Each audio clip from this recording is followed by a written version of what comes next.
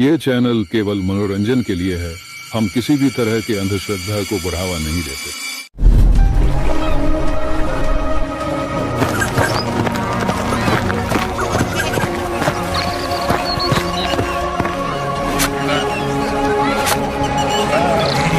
अरे हरिया, तुम अभी तक खेत में क्या कर रहे हो? अंधेरा होने वाला है, घर चले जाओ, वरना तुम्हें पता है ना। हाँ मानसिंह, पता है, मुझे डराओ मत, पर थोड़ा सा काम बचा है, ये निपटा कर जा ही रहा हूँ।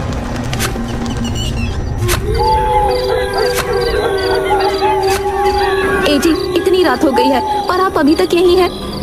अरे तुम क्यों रात में यहाँ आ गई हो? तुम्हें पता है ना, रात में छलावा घूमता है।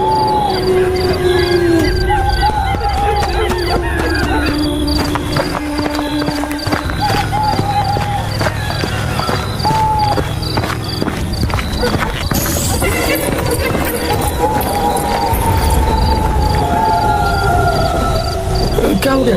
तुम रुक क्यों गई? चलो ना। वो सामने किसी औरत की लाश पड़ी है। अरे हाँ, ये कौन है? हरिया ने उसके पास जाकर देखा तो वो उसकी पत्नी की लाश थी। ये देखकर वो बहुत घबरा गया। उसने मुड़कर देखा तो उसकी पत्नी सामने भी खड़ी थी। वो उसके पास पहुंचा।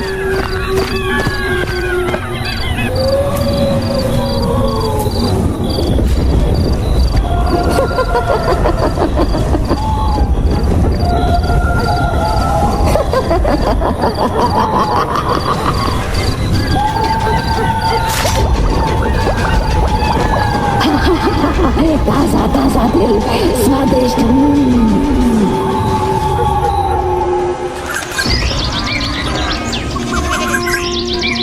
जब हरिया के छोटे भाई रमेश के पास पहुंची तो वो अगले ही दिन गांव आ गया।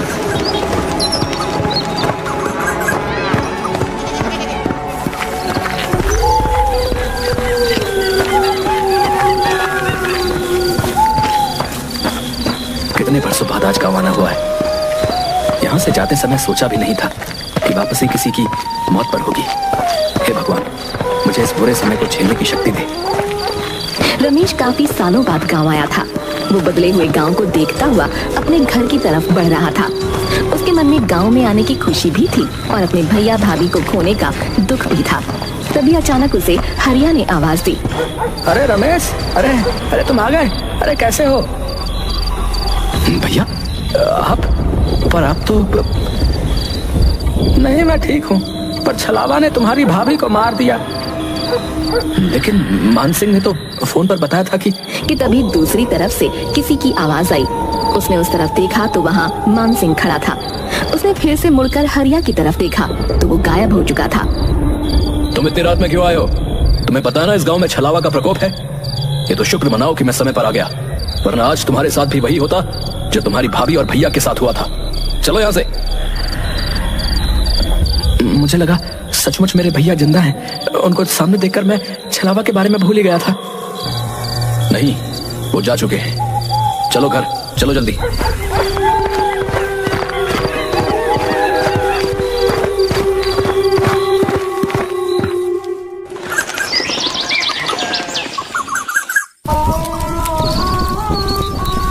भैया, मैं आपकी चिता की अग्नि को साक्षी मानकर ये कसम खाता हूँ कि मैं उस छलावा से आपका बदला जरूर लूंगा।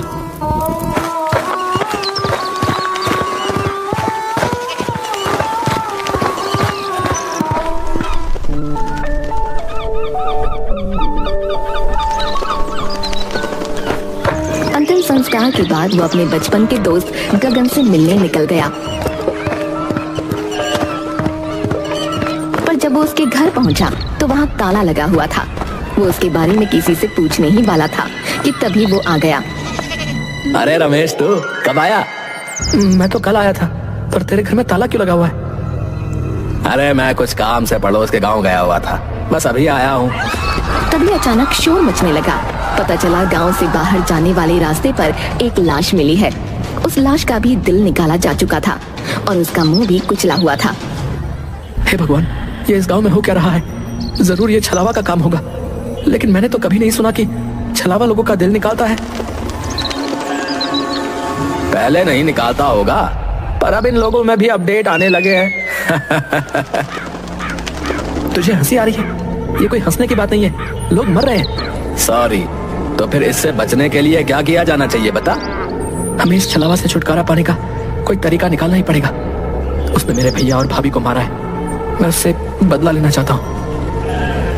गगन और रमेश काफी देर खड़े बातें करते रहे, पर उन्हें छलावा को मारने का कोई रास्ता नजर नहीं आता। उसके बाद रमेश अपने घर चला जाता है।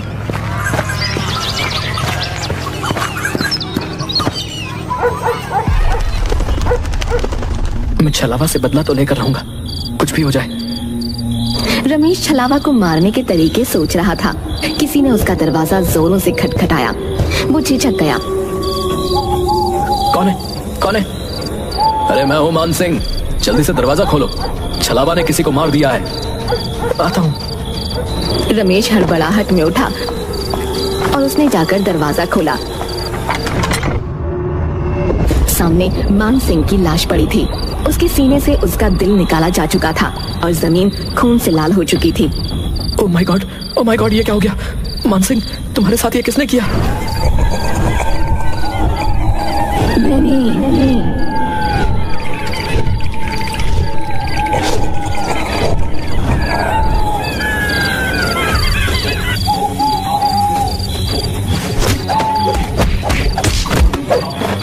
मैं तुझे छोड़ूंगा नहीं। पहले तूने मेरे भैया भाभी को मारा और अब मान सिंह को। उसका वो हमला बिल्कुल बेकार साबित हुआ, क्योंकि छलावा ने उसके दोनों हाथ पकड़कर नीचे कर दिए। रमेश को ऐसा लग रहा था मानो उसके अंदर बिल्कुल ताकत ही नहीं है। तभी छलावा मुस्कुराया और उसने अपना एक हाथ रमेश के सीने के अंदर डाल दिया। ये होते ही अचानक रमेश की आंख खुली और उसने देखा कि वो अपने बेड पर है। हे भगवान, ये सपना था? नहीं, मुझे यकीन नहीं हो रहा है। मुझे मान सिंह से मिलना पड़ेगा।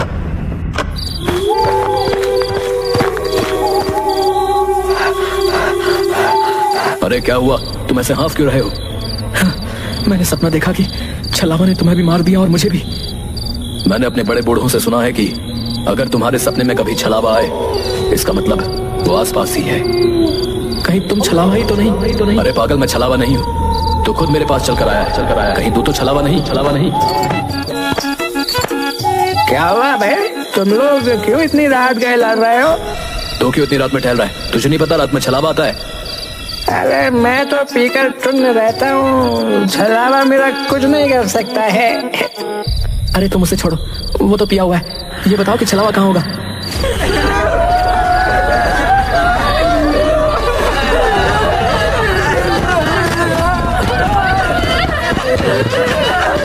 क्या हुआ सरपंच जी? अरे मेरे बेटे को छलावा ने मार डाला। हे भगवान, छलावा ने सरपंच जी के बेटे को मार डाला। सरपंच जी, अब तो आपको कुछ करना ही पड़ेगा। सरपंच जी के बेटे की मौत ने पूरे गांव को हिलाकर रख दिया था। रमेश, मान सिंह और गांव के कई लोग एक जगह इकट्ठा हुए और छलावा से छुटकारा पाने का प्लान बनाने लगे। इस छलावा को रोकना ही होगा, हमें कुछ करना पड़ेगा। लेकिन कैसे? वो तो रात में आता है और हमें अंधेरे में दिखाई भी नहीं देता। इस छलावा से छुटकारा पाने का एक ही तरीका है। अगर हम उसे दिन में पकड़ लें तो उसे मार सकते हैं, क्योंकि दिन में वो बहुत कमजोर होता है। पर वो दिन में भला कैसे मिलेगा?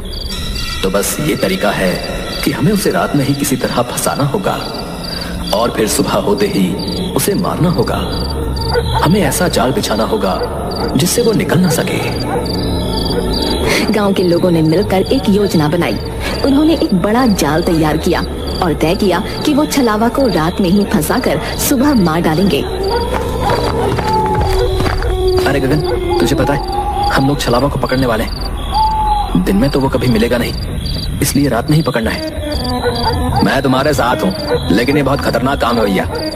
लेकिन करना तो पड़ेगा, वरना लोग ऐसे ही मरते रहेंगे। रात का अंधेरा चारों ओर फैल चुका था। गांव के कुछ बहादुर लोग छलावा को पकड़ने की योजना के तहत इकट्ठा हुए। कई लोग डर के मारे नहीं आए थे, जिनमें गगन भी शामिल था। गगन फोन क्यों नहीं उठा रहा? उसने वादा किया था कि वो भी आएगा। शायद वो डर गया होगा। हम यहाँ हैं, हमें ही ये काम करना होगा। तभी एक ठंडी हवा का झोंका आया और सबकी रूह कांप उठी। अचानक सामने छलावा प्रकट हुआ, लेकिन हरिया के रूप में। भैया आप जिंदा हैं? आप यहाँ कैसे? रमेश, मुझे बचा लो, छलावा मुझे मार डालेगा। रमेश का दिल जोरों से धड़कने लगा। वो अपने भाई की तरफ बढ़ा। तभी हरिया अचानक जोर से हंसने लगा और उसका रूप बदलने लगा। पहले वो एक बूढ़ी औरत बना, फिर एक जवान आदमी और फिर एक बच्चे में बदल गया। अंत में वो अपने असली भयानक रूप में आ गया। तुम लोग मुझे पकड़ने की कोशिश कर रहे हो, तुम मुझे नहीं पकड़ सकते। तभी एक आदमी ने हिम्मत दिखाई और छलावा की तरफ भागा। मैं तुझे नहीं छोड़ूंगा, आज तुझे मार कर ही रहूंगा।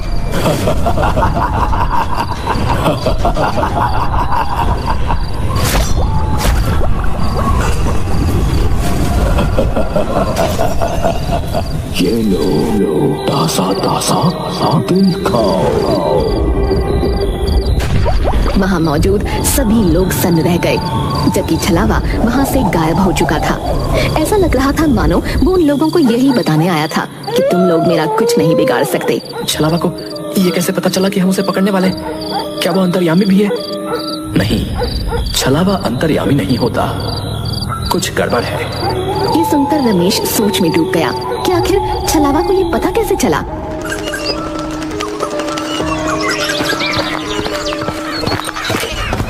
गगन, तुम कल रात को क्यों नहीं आए? मैंने तुम्हें कई बार फोन किया। यार मेरी तबीयत ठीक नहीं थी, इसलिए नहीं आ सका यार, सॉरी यार। रमेश और गगन गांव की गलियों में टहलते हुए एक पुराने मंदिर के पास पहुंचे। चलो मंदिर के अंदर चलते, थोड़ी शांति मिल जाएगी।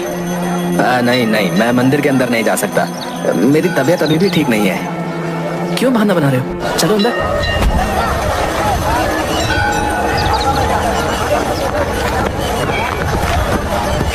गगन, ये गलत बात है, मंदिर में तो जाना चाहिए। हाँ हाँ, अंदर चलो, तुम्हें अच्छा लगेगा। नहीं, मुझे छोड़ दो, मैं अंदर नहीं जा सकता। गगन पूरी तरह छटपटाने लगा, लेकिन रमेश, मानसिंह और सरपंच ने मिलकर उसे पकड़ा और मंदिर के अंदर खींच लिया। मंदिर के द्वार के अंदर जाते ही गगन जोर जोर से चीखने लगा। मुझे पता चल चुका है कि तुम ही छलावा हो। जिस लड़के का छलावा ने मुंह कुचल दिया था, उसकी पोस्टमार्टम रिपोर्ट आज सुबह आ गई और पता चला कि वो तो गगन था। गगन यानी जो गगन मुझसे मिलता है वो छलावा है। छलावा जो दिन में गांव की खबरें लेने आता है और रात में शिकार करता है। भयानक बदलाव आ गया। उसकी आंखें लाल हो गईं और उसका चेहरा जैसे फटने को हो गया। वो खुद को छुड़ाने की कोशिश में बुरी तरह से चीख रहा था। मुझे छोड़ दो। तूने मेरे भैया भाभी दोस्त सबको मार डाला। आज मेरा बदला पूरा होगा। रमेश और बाकी लोगों ने उसे मंदिर के पवित्र स्थान की तरफ खींचा और उस पर गंगा जल डाला। छलावा की चीखें और भी तेज हो गईं और उसके शरीर से धुआं निकलने लगा।